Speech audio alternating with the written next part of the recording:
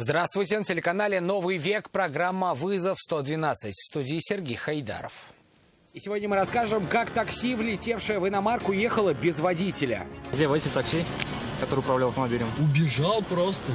Просто убежал. Единственный человек, вышедший из «Лады», уверял, что он пассажир. Воровство под наблюдением. Вот уже у нее полная сумка, вот сейчас она будет кофе. Вот этот я момент заметила. Она оглядываться будет и возьмет кофе. В Казани задержали подозреваемую в серии краж из супермаркетов. А также знал о наказании, но думал, что не поймают. Данный гражданин был нами досмотрен, где было обнаружено 4 свертка в внутреннем кармане куртки и 1 сверток в наружном кармане куртки. 22-летнему казанцу грозит 20 лет заключения за сбыт крупной партии наркотиков. Это и не только прямо сейчас. Вызвал такси, сел на пассажирское сиденье, но по пути попал в аварию и стал ее виновником. Такую удивительную историю рассказывал мужчина сотрудникам ГИБДД, очевидцам и водителю машины, в которую на улице Песочной на полной скорости влетело такси.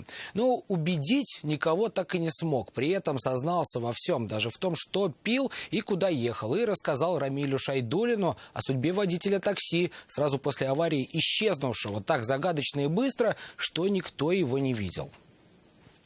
Я употреблял, я на пассажирском сиденье сидел.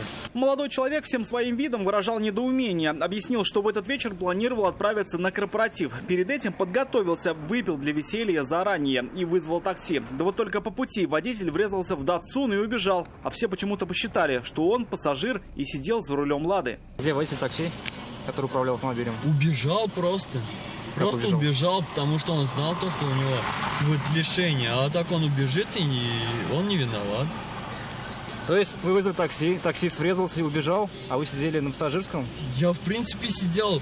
Даже вот хозяин подошел, он говорит, то, что ты виноват, то, что ты врезался в меня. Я говорю, вызывай ГАИ.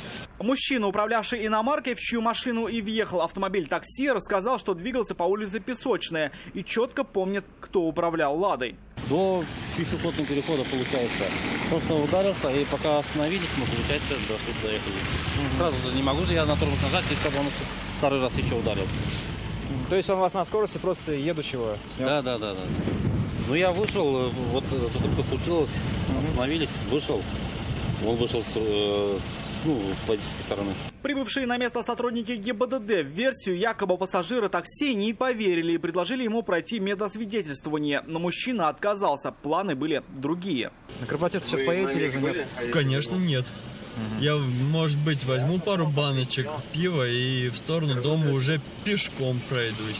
Потому что это относительно не так далеко. Пешком мужчине, видимо, придется ходить чаще. Машина отправилась на штрафстоянку, а самого его, скорее всего, лишат водительских прав на ближайшие годы со штрафом в 30 тысяч рублей. Если, конечно, в суде не докажет, что за рулем сидел действительно не он. Рамиль Шайдуллин, Айрат Назипов, Константин Бушуев. Вызов 112.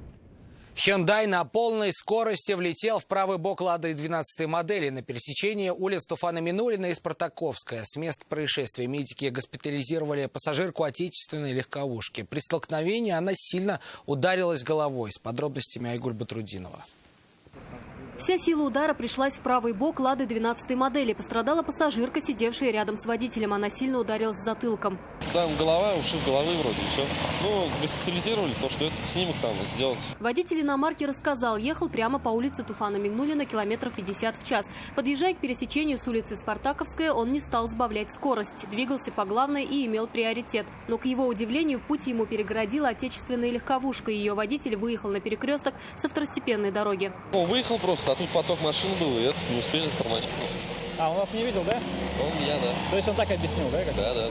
Обе машины получили сильные механические повреждения и уже не могли двигаться своим ходом. Айгуль Бадрудинова, Айрат Назипов, Константин Бушуев, вызов 112.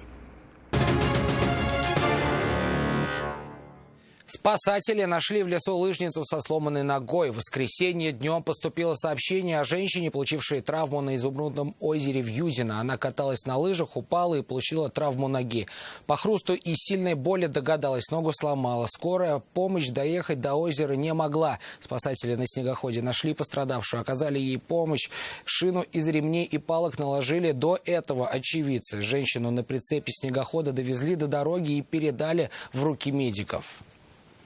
34-летнюю женщину задержали продавцы в одном из супермаркетов на улице Декабристов по подозрению в краже. По словам работников торговой точки, подозрение, что она не любит платить за покупки, пали на нее давно. И не только в их магазине. Говорят, супермаркеты женщина использует как поставщиков дорогой, но для нее бесплатной продукции. И, как рассказали на Всеминязовой, потом все распродает. Вот уже у нее полная сумка. Вот сейчас она будет кофе. Вот этот я момент заметила. Она оглядываться будет и возьмет кофе.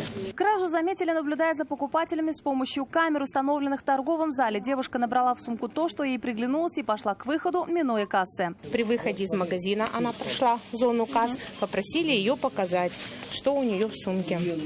На что она начала бурно реагировать, побежала, стала туда выбрасывать, потом сюда подошла, выбросила, стали вызывать полицию. Оказалось, что пришла она туда не одна, около выхода ее ждал супруг. Он там стоял, пасы. На шухере? Да, на шухере. Потом, когда мы дверь закрыли, он начал трясти, чтобы ее вырвать у нас. Что попало, говорят, она не брала. В сумку она набирала только то, что подороже, и продавцы магазина знают почему. Что, подешевле не берет, да? Нет, подешевле не. Чтобы продать, Она надо уже продать, они все нам с ходят, продают. В этот раз сумма ущерба составила около 4000 рублей. Разослав фотографии подозреваемой своим коллегам, сотрудники магазина узнали, что на краже она попадается уже не впервые. Другие тоже магазины отозвались, где она была 24 числа и унесла на сумму примерно уже 3000. То есть там у нее получилось? Да. А вот и кадры супермаркета на улице Гагарина, где женщина, очень похожая на задержанную, вынесла из магазина товары на сумму около 3000 рублей. К тому же в одном из районных судов в отношении нее идет процесс. Но уже по другой краже. Сумма ущерба там более 7000 рублей. Сейчас девушку доставят в отдел полиции. Ее супруг перед приездом стражей порядка успел сбежать. Известно, что он тоже совершал кражи в магазинах. Сейчас будут просматривать камеры видеонаблюдения и будут вести его поиски. На Всеминязова, Наиль Абдуллин, вызов 112. 22-летнего казанца подозревают в покушении на сбыт наркотических средств в крупном размере. Первым внимание на молодого человека обратил экипаж патрульно-постовой службы. Полицейские патрулировали частный сектор в Кировском районе. Их внимание привлекло странное поведение неизвестного парня. Что было дальше, расскажет Ленар Гинатуллин. Странное поведение 22-летнего казанца привлекло внимание полицейских, патрулировавших частный сектор в Кировском районе. Понаблюдав за ним, стражи порядка пришли к выводу: парень может быть закладчиком наркотиков. Молодого человека задержали и досмотрели. Доставив его в отдел полиции номер 3 Зареченский, в присутствии понятых данный гражданин был нами досмотрен, где было обнаружено 4 свертка в внутреннем кармане куртки и 1 сверток в наружном кармане куртки. Экспертиза установила, при себе у молодого человека был мефедрон весом чуть больше 2 граммов. Сам же задержанный этот факт не отрицал и рассказал, что несколько месяцев назад устроился на работу в интернет-магазин по продаже наркотиков. Уголовная ответственность молодого человека не пугала, и он продолжал работу, надеясь, что его не поймают. Информацию о крупной партии товара он получал через интернет. При этом работодатель оплачивал его услуги виртуальной валютой биткоинами, которые подозреваемый в последующем конвертировал и обналичивал через банковские карты своих знакомых. Также молодой человек признался, что в день задержания он успел оборудовать 12 тайников с наркотическими средствами. Полицейские нашли все 12 тайников. Общий вес изъятых наркотических веществ составил чуть меньше 6 грамм. В отношении молодого человека возбудили уголовное дело по статье «Покушение на незаконное производство, сбыт или пересылку наркотических средств в крупном и значительном размере». Закон предусматривает до 20 лет лишения свободы. Так как молодой человек отказался от прохождения медицинского освидетельствования, ему назначили еще и административный арест на 7 суток.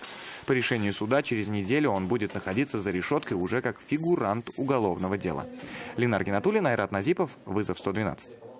Это все, о чем мы успели вам рассказать. Обо всех происшествиях вы можете сообщать нам по телефону 570 50 50 или на мобильный 8 98 69 112 112. Это можно сделать и в наших группах, в социальных сетях. Туда же можно присылать и снятое вами видео. В студии был Сергей Хайдаров. До встречи. И не бросайте вызов судьбе, вдруг она его примет.